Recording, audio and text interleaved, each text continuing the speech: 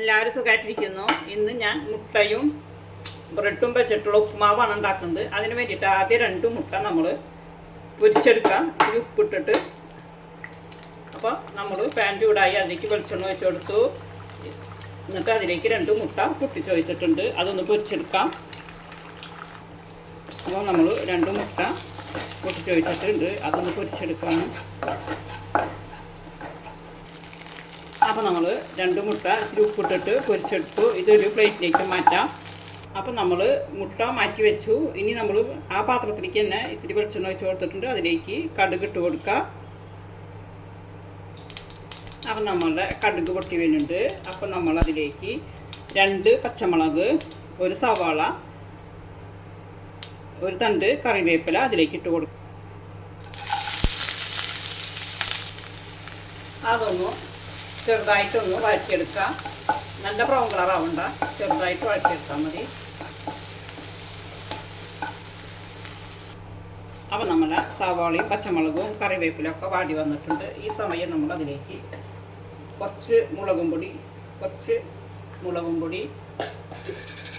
1 pinch മഞ്ഞൾപ്പൊടി ചേർത്ത് കൊടുക്കുക. അതൊന്ന് അപ്പം നമ്മുടെ പൊടികളൊക്കെ മൂത്ത് വന്നു. ഈ സമയത്ത് നമ്മൾ അതിലേക്ക് ചെറിയ ചെറിയ പീസാക്കി വെച്ചിരിക്കുന്ന ബ്രെഡ്, ഇത് ഒരു 5 പീസ് ബ്രെഡാണ് ചെറിയ പീസാക്കിയത്, അത് അതിലേക്ക് ഇട്ട് കൊടുക്കുക. എന്നിട്ട് നന്നായി ഒന്ന് യോജിപ്പിച്ചെടുക്കുക.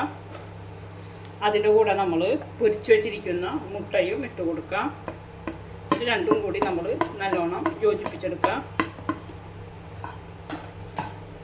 തീ കുറച്ച് വയ്ക്കണം ഈ സമയം. അപ്പോൾ നമ്മൾ നല്ലോണം ഇതേപോലെ ഒന്ന് കുത്തി ബ്രെഡ് ഒന്നും കൂടി ചെറിയ പീസ് ഇതിലെ കുത്തി യോജിപ്പിച്ചെടുക്കുക.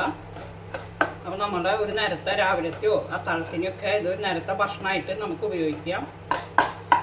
എന്നും ഒരേപോലത്തെ ഭക്ഷണം കഴിക്കണ്ടല്ലോ, ഇടയ്ക്കിടയ്ക്ക് ഒന്ന് ചേഞ്ച് ആയതുകൊണ്ട് കുഴപ്പമൊന്നുമില്ലല്ലോ. നമുക്ക് ഇഷ്ടപ്പെടുകയും ചെയ്യും ഇത് കഴിക്കാനായിട്ട്.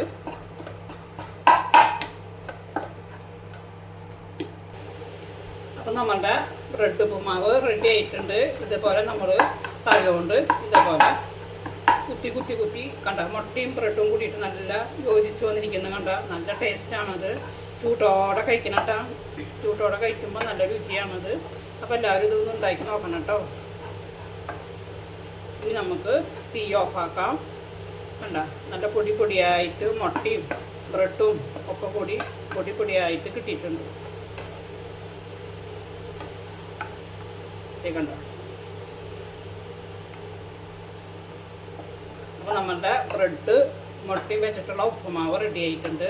അപ്പോൾ ഈ വീഡിയോ ഇഷ്ടപ്പെട്ടാൽ ഒന്ന് ലൈക്ക് ചെയ്യണേ, ഒന്ന് ഷെയർ ചെയ്യണേ, ഒന്ന് സബ്സ്ക്രൈബ് ചെയ്യണേ.